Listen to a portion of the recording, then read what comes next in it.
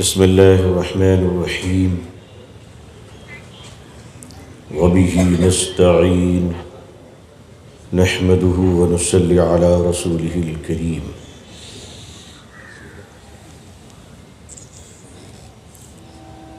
آل India Muslim پسند لا board کے قابل احترام مکابرین، اراکین، ذمہ داران، حضرات علماء کرام، بزرگان محترم، خواتین امت اسلامیہ،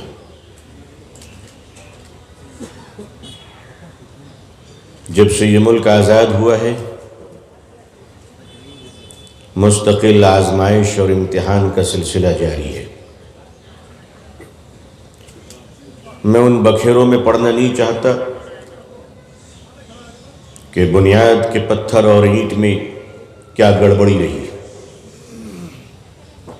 لیکن آج جن چیلنجز کا سامنا ہے وہ داخلی اور خارجی دونوں ہیں۔ شاید میرا یہ احساس قابل غور اور قابل تبصرہ ہو آپ حضرات کے لیے کہ اس ملک کا مسلمان کسی حد تک خارجی فتنوں سے باہر نکلتے ہوئے زبردست انداز میں اندرونی خلفشار اور تحفظ ایمان کے مسائل سے دوچار ہے۔ ایک لمبے عرصے تک فسادات، کمیونل رائٹس کے خونی چنگل میں گھرے رہنے والے اس امت نے جب سانس لینی شروع کی، کچھ راحت ملی، مالی حالات کچھ درست ہوئے، ملک میں امن کی ٹھنڈی ہوائیں چلنے لگی، تو مسئلہ ارتداد کا آ گیا، اور جس طرح سے انٹرنیشنل پالیسی بنائی گئی کہ مسلمان عورتیں یہ دنیا کی وہ عظیم اللہ کی نعمت ہیں کہ ایمان والی خواتین کو اللہ نے وہ عظمت و قوت ایمانی سے سرفراز فرمایا ہے کہ اگر وہ ایمانی حرارت میں اور اپنے رنگ میں آ جائیں تو ان کے گود میں پرورش پانے والا بچہ دنیا کا ایک ممتاز اللہ کا ولی ہوا کرتا ہے۔ جب مائیں عظیم ہوتی ہیں تو قوموں کو عظیم افراد ملا کرتے ہیں، قوموں کو عظیم نوجوان ملا کرتے ہیں، قوموں کو قیادت ملتی ہے، قوموں کو رہبری ملتی ہے۔ اور جب ماؤں کے گود مشکوک ہو جائیں اور وہ احتیاط سے بے نیاز ہو جائیں اور ماؤں کے گود کے چشمے سونے اور سوکھے پڑ جائیں تو پھر معاف کیجیے گا، وہاں سے ملحدین کی ایک جماعت ایسی تیار ہوتی ہے جو صرف بولنے کی نہیں بلکہ خونخوار بن جایا کرتی ہے۔ اس ملک میں جس بات کی ایکسپریمنٹ کی جا رہی ہے، جس چیز کا تجربہ کیا جا رہا ہے، وہ ہم اور آپ کے لیے لمحہ فکریہ ہے، اور وہ لمحہ یہ ہے کہ آنے والی نسلوں کے ایمان کا مسئلہ کھڑا ہو چکا ہے۔ آپ کی جدوجہد اور آپ کا فکری محور اب آپ کو اس بات کے لیے صرف آمادہ ہی نہیں بلکہ متفکر کر رہا ہے، اور اس بات کی محنت اور اس بات کا تذکرہ اور اس بات پر گفتگو اب ہمارے گھروں کے عنوان اور موضوع ہونے چاہیے کہ میں اپنی غیرت مند ماؤں سے عرض کرنا چاہتا ہوں، بیٹیوں اور بہنوں سے کہنا چاہتا ہوں کہ آپ کو خبر ہے کہ اگر محلے کی ایک عورت کی گود میں پلنے والے بچے کو اگر کوئی اچکا اٹھا لے، اگر کوئی آدمی کڈنیپ اور اغوا کر لے، اگر کوئی بدماش اسے چھین لے تو پورا محلہ بے قرار و بے چین ہو جاتا ہے، پوری پولیس ڈپارٹمنٹ پریشان ہو جاتی ہے، پورا اسٹیٹ ہل جاتا ہے، لا اینڈ آرڈر پر کوسچن مارک ہو جاتے ہیں، محلے کے تمام لوگ اسے اپنی عزت و آبرو کا سوال بنا لیتے ہیں۔ او میری بہنوں، میری ماں، او امت کی غیرت مند بیٹی ہو، اگر تمہاری گود کا ایک بچہ تم سے چھین لیا جائے تو تم کو حرام مچا دیتی ہو۔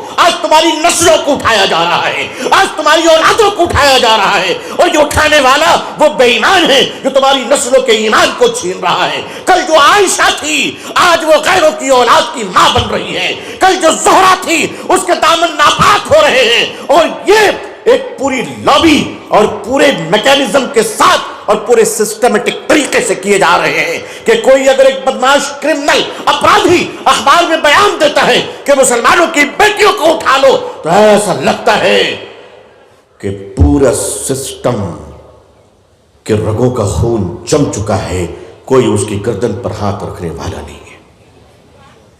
اس کی وجہ صرف ایک ہے, اگر آپ مضبوط ہیں تو جنگل کا شیر بھی سیکولر ہے, اور اگر آپ کمزور ہیں تو گھر کی بلی بھی کمیونل ہے. آپ کی قوت آل انڈیا مسلم پسندیدہ بورڈ کے اکابرین و قائدین کی اس بصیرت و بصارت و شعور پر میں اللہ کا شکر ادا کرتا ہوں کہ انہوں نے گھروں سے ہماری بہنوں کو للکارا. اور تاریخ, اسلامی تاریخ اس بات کی شہادت دیتی ہے کہ ہر دور میں عورتوں نے حجاب اپنایا. مسلم عورتیں, غیرت مند عورتوں نے حیا اور پردے کے درمیان رہتے ہوئے اپنے گھروں کو جنت نشاں میں تبدیل کیا, اپنے گھر کو حیا کا مرکز, پاکیزگی کا مرکز بنایا. لیکن جب ضرورت پڑی تو اپنی پوری حیا اور پاکیزگی کا تحفظ کرتے ہوئے میدان عمل میں یہ بتا دی کہ ہم گھر کو بھی سنوارنا جانتے ہیں اور ملک کے در و دیوار کو بھی سنوارنا جانتے ہیں. اوقاف ہم اور آپ بچپن سے دیکھتے آ رہے ہیں. وقف کیا چیز ہوتی ہے؟ ہر اسٹیٹ میں وقف بورڈ بنی ہوئی ہے, ہر اسٹیٹ میں وقف کے ممبر ہوتے ہیں, ہر اسٹیٹ میں وقف کی ایک پوری کمیٹی, ایک پوری مینجمنٹ ہوتی ہے. اور میں اس وقت جس سرزمین پہ ہوں, شہر میں, کسی زمانے میں اس کے وقف کی کمیٹی کا میں ایک حصہ تھا. میں جانتا ہوں اس سسٹم کو. یہ الگ بات ہے کہ مجھ سے زیادہ کچھ جاننے کا موقع اللہ نے دیا ہے. ہمیں اس بات سے انکار نہیں کہ ہمارے گھروں میں خرابیاں نہیں ہیں, مگر مجھے بتائیے کہ وہ کون سے ڈپارٹمنٹ ہے جہاں خرابی نہیں ہے. ٹرانسپورٹ ڈپارٹمنٹ میں خرابی ہے, بسوں کے چکوں کو پنکچر کر دیجئے, گاڑیاں کھڑی کر دیجئے. ہمارے یہاں کے پولیس والے تو شریف ہیں, دوسرے اسٹیٹ میں رشوت بھی لی جاتی ہے. آپ پورے ڈپارٹمنٹ کو بند کر دیجئے, تھانے میں لاک کر دیجئے. کون سے ڈپارٹمنٹ میں خرابی نہیں ہے؟ آپ بڑے بھولے, بڑے ہمدرد انسان ہے کہ آپ کو وقف نظر آیا کہ وقف میں خرابی ہے. تو مجھے بتائیے, کیا وقف بورڈ, اسٹیٹ وقف بورڈ کی تشکیل, اسٹیٹ وقف بورڈ کو تیار کرنا کیا یہ مسجد کمیٹی والے کرتے ہیں, عیدگاہ کمیٹی والے کرتے ہیں؟ وقف کمیٹی کس کے انڈر میں ہوتا ہے؟ وقف کے چیئرمین کون ہوتے ہیں؟ ہمیشہ رولنگ پارٹی گورنمنٹ کے لوگ ہوتے ہیں. تو وقف اسٹیٹ کو رن کون کر رہے ہیں؟ By government.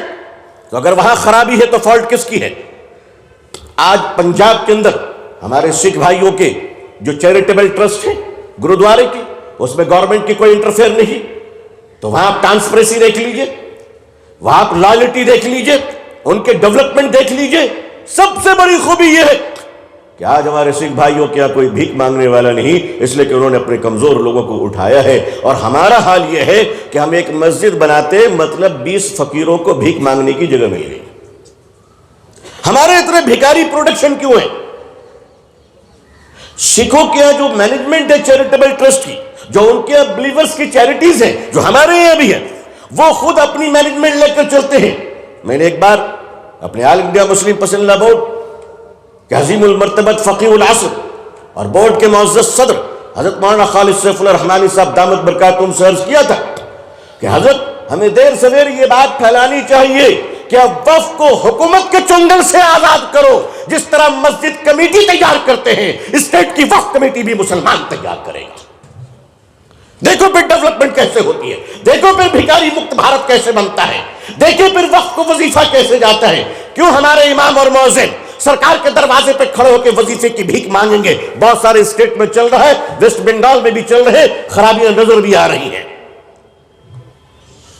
صدر بورڈ نے فرمایا کہ تجویز آپ کی اچھی ہے, میں یہاں اس لیے رکھ رہا ہوں تاکہ جو باشعور طبقہ ہے اس وقت ہمارا, ان کے ذہن میں ایک ایجنڈا رہے. میں نہیں کہتا ہوں کہ کل ہی سے ہو جائے گا, لیکن ایک ایجنڈا آپ کے سامنے رہنا چاہیے کہ آج نہیں تو کل جس طرح آپ نے اپنے مسجدوں کو اپنے پاس رکھا ہے، قبرستان کو اپنے پاس رکھا ہے، عیدگاہ میری مراد مینجمنٹ کی ہے، اسی طرح سے پوری وقف کی تشکیل مسلمان خود کرے اور خود طے کرے کہ کون اس کے لیے کیپیبل ہے اور کون کیپیبل نہیں ہے۔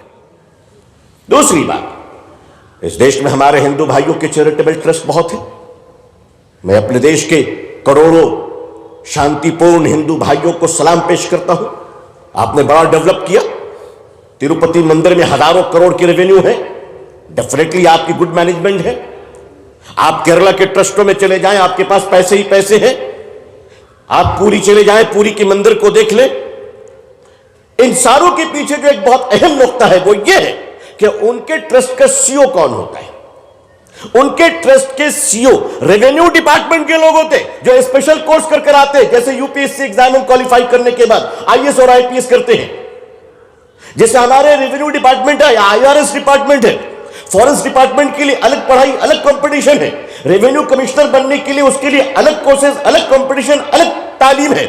اسی طریقے سے انکم ٹیکس کا آفیسر، ظاہر ہے کوئی I S I P S بھائی نہیں بنتے، اس کے لیے انڈین ریونیو سروس سے لوگ چن کر آتے ہیں۔ اسی طرح سے ان چیریٹیبل ٹرسٹ کے جو بڑی بڑی لینڈ ہیں ہمارے پاس، جیسے ہمارے پاس 6 لاکھ ایکڑ زمین ہے، کم و بیش اوپر نیچے ہو سکتی ہے، اتنی ایکڑ جتنی مسلمانوں کے پاس وقف کی پراپرٹیز ہیں، اس سے زیادہ پراپرٹیز تو ہمارے بھائی ہندو بھائیوں کے پاس ایک آدھ ٹرسٹ کے پاس موجود ہے۔ ان کے جو سی او ہوتا ہے، وہ سی او جس بیک گراؤنڈ سے آتے ہیں، وہ ریونیو کو سمجھتے ہیں، وہ لینڈ کو سمجھتے ہیں، وہ انکروچمنٹ کو چھڑانا جانتے ہیں، وہ ڈپارٹمنٹ سے بات کرنا جانتے ہیں، آئی ایس کے لیول کے ہوتے ہیں۔ اگر وہ کسی تھانے کو فون کرے تو ایک ریسپیکٹ امپورٹنٹ ہوتا ہے، کیونکہ وہ آدمی کیٹیگری کا آدمی ہے۔ ہمارے وقف بورڈ کا سی او کون ہوتا ہے؟ اینیمل ہسبینڈری کا ڈاکٹر ہے، منسٹر کا بیچارہ کلوز تھا، اس کو اٹھا کے وقف بورڈ کا سی او بنا دیا۔ جو ایک انجیکشن جانوروں کو لگاتا تھا وہ وقف کی پراپرٹی ڈیل کر رہا ہے۔ آپ مجھے بتائیے، 1 ایکڑ 2 ایکڑ تو چھوڑیے، اگر کسی مسجد کے باہر کسی دکاندار نے 10 فٹ پر بھی اگر انکروچمنٹ کر رکھا ہوگا تو یہ سی او کی اپنے پاس پاور نہیں ہے کہ اس کو کلیئر کروائے۔ نہ تھانہ اس کی بات سنے گا، نہ سرکل اس کی بات سنیں گے، نہ ڈی ایس پی سنیں گے، اس لیے کہ اس کی کوئی اپنی کوئی امیج نہیں ہے، اپنی کوئی سٹیٹس نہیں ہے ان کی۔ مجھے یاد ہے یو پی 2 گورنمنٹ اور 1 گورنمنٹ میں زکوٰۃ فاؤنڈیشن کے آل انڈیا پریزیڈنٹ ڈاکٹر سید ظفر محمود صاحب، جو I R S back ground سے آتے ہیں، والنٹری ریٹائرمنٹ کے بعد انہوں نے زکوٰۃ فاؤنڈیشن بنائی اور پھر انہوں نے بڑے کام کیے۔ ظاہر سی بات ہے بڑے کوالیفائڈ آدمی ہیں۔ ہمارے ہندوستان کے ایسے لوگ ہمارے ایسٹ ہیں۔ جس طرح ہمارے لیے علماء محترم ہیں، اس طرح ہمارے لیے منسٹر بھی محترم ہیں۔ اور اس دیش میں اگر مسلمانوں کے اندر انقلاب لانا ہے تو علماء اور منسٹر دونوں کو لے کر چلنا پڑے گا۔ اگر آپ یہ الگ تھلگ کریں گے تو اس سے جو نقصان ہو چکا ہے وہ ہو چکا ہے، لیکن ابھی ہمارے اکابرین اور علماء اس میدان میں کافی جد و جہد اور محنت کر رہے ہیں الحمدللہ۔ سچر کمیٹی بنائی ڈاکٹر منموہن سنگھ صاحب نے یو پی ایف 1 میں۔ اس سچر کمیٹی میں جو پرائم منسٹر کی طرف سے او ایس ڈی رکھے گئے وہ ڈاکٹر سید ظفر محمود صاحب تھے، آفیسر آن اسپیشل ڈیوٹی۔ انہوں نے ایک ریکمنڈیشن کیا تھا کہ وقف بورڈ کا سی او بھی اسی طرح سے ہو جس طرح ہمارے ہندو بھائیوں کے چیریٹیبل ٹرسٹ کے ہوتے ہیں۔ میں نام نہیں لوں گا، ایک مسلم منسٹر نے اس کا زبردست اپوز کیا تھا، سینٹرل منسٹر۔ یہ آن ریکارڈ بات ہے کر رہا ہوں، کہا کہ نہیں یہ نہیں ہو سکتا۔ جب تک کلہاڑی میں لکڑی کا بانٹ نہیں ہوتا ہے درخت کٹنے کا راستہ بھی نہیں ہوتا ہے۔ یہ اپنوں کے ستم ہم سے بتائے نہیں جاتے، یہ حادثے تو وہ ہے جو سنائے نہیں جاتے۔ کہ اگر میں اس میں صفحہ در صفحہ کھولتا چلا جاؤں تو پتہ نہیں کتنے لوگ شیشے کے مکانوں میں بیٹھے ہوئے بتی جلا کر شیشے کے مکانوں میں چراغ جلا کر کپڑے بدلتے ہوئے نظر آ جائیں گے۔ لیکن میں اس طرف جانے نہیں چاہتا۔ عزیزان ملت، تباہی ایک دن میں نہیں آتی ہے اور کمزوری بھی ایک دن میں نہیں آتی ہے۔ اس ملت کو قسطوں میں کاٹا گیا، قسطوں میں بانٹا گیا ہے۔ لیکن اس وقت ہمارے حصے جو کام آیا ہے وہ یہی کام آیا ہے کہ کٹے ہوئے پاؤں کو جوڑنا، ٹوٹی ہوئی ہڈیوں کو جوڑنا۔ ہم سب کے حصے میں یہی کام آیا ہے۔ کسی کے حصے میں زیادہ آیا، کسی کے حصے میں کم آیا، مگر پوری ملت اس درد سے کڑاہ رہی ہے۔ اب اس وقت موجودہ گورنمنٹ آف انڈیا پارلیمنٹ کے اندر ایک بل لاتی ہے لاسٹ ایئر، اور وہ بل ظاہر سی بات ہے میجورٹی میں۔ جب لوک تنتر پہ شکتی تنتر حاوی ہو جائے گی تو پھر لوک تنتر آئی سی یو میں رہے گا اور شکتی تنتر سڑک پہ رہے گا، اور وہ ہو رہا ہے۔ دونوں پارلیمنٹ میں، دونوں سدن میں لوک سبھا اور راجیہ سبھا میں بل پاس کروا لیا. آل انڈیا مسلم پسندہ بورڈ اور ہندوستان کی بہت ساری آرگنائزیشن نے مل کر آنریبل سپریم کورٹ میں ریٹ پٹیشن فائل کی. اس نے مانگا, آنریبل سپریم کورٹ نے اس تمام چیزوں پر سنوائی کی جو پارلیمنٹ نے پاس کیا تھا, اور سنوائی کرنے کے بعد ججمنٹ کو محفوظ رکھا ہے, ریزرو رکھا ہے. آج کل ہو, ایک ہفتے کے بعد ہو, وہ ججمنٹ دیں گے. اب وہ کتنا انصاف ہوگا اور کتنا فیصلہ ہوگا وہ دیکھنے کی چیز ہے. لیکن ایک اور بڑی امپورٹنٹ بات ہے جو ہماری بہنوں کو بھی غور کرنا چاہیے. ہم بچپن سے یہ سنتے آ رہے ہیں کہ اگر کوئی چیز عدالت میں زیر التوا ہے یا زیر سماعت ہے, آن ہیئرنگ ہے, تو باہر لیڈر اس پر تبصرہ نہیں کرتے. اگر کوئی کیس کورٹ میں چل رہا ہو اور آپ آنریبل چیف منسٹر صاحب سے پوچھ لیجئے کہ آپ کی اوپینین کیا ہے, تو وہ یہی کہیں گے کہ معاملہ عدالت میں ہے, میں کچھ نہیں بولوں گا. Because respect, due to respect, عدالت کی ریسپیکٹ یہ ہر ایک کو کرنی چاہیے, ہمیں بھی, آپ کو بھی. ہر سٹیزن کا ایک کرتویہ ہے, رسپانسبلٹی ہے. تو کبھی بھی کورٹ میں اگر کوئی معاملہ چل رہا ہو تو اس پر باہر اسپیچ میں, پریس کانفرنس میں, پبلک پلیس میں یا پرائیویٹ میٹنگ میں اس پر ڈسکشن نہیں کی جا سکتی ہے, due to respect of judiciary. یہ زیر انتوا, زیر سماعت, اور عدالت آنریبل سپریم کورٹ کہہ رہی ہے کہ میں نے فیصلے کو ریزرو رکھا ہے. گورنمنٹ آف انڈیا نے اس کے باوجود امید پورٹل لانچ کیا اور کہا کہ آپ رجسٹریشن کروائیے. یہ کنڈم آف کورٹ نہیں تو اور کیا ہے, یہ جوڈیشری کو ڈس ریسپیکٹ کرنا نہیں ہوا تو اور کیا ہوگا. یہ کہاں ہماری, کیا ہمارے لیے, ہمارے دل میں جوڈیشری کے لیے کوئی ریسپیکٹ نہیں ہے؟ بالکل ہونی چاہیے. امید پورٹل کو لانچ کرنا, یہ آپ نے جوڈیشری کو چیلنج کیا. مبارکباد دیتا ہوں, بلکہ مبارکباد دینے کی کوئی بات نہیں ہے, ذمہ داریوں کا احساس ہم سب میں ہونا چاہیے. آل انڈیا مسلم پسندہ بورڈ نے اسٹے آرڈر لینے کے لیے دوبارہ سپریم کورٹ کا دروازہ کھٹکھٹایا, اور بالکل ہمیں جانا چاہیے اور ہمیں کرنا چاہیے. عزیزان ملت, مجھے جو وقت دیا گیا تھا میں سمجھتا ہوں کہ میں اپنا وقت پورا کر چکا ہوں, اور 1 بجے اجلاس کو ختم ہونا ہے, اور ہم سب کو اس وقت کا خیال رکھنا چاہیے. میں اپنی بات کو مکمل کرتا ہوں, اپنی دعاؤں میں یاد رکھیے گا. آخر دعوانا الحمدللہ رب العالمین, والسلام علیکم ورحمۃ اللہ وبرکاتہ.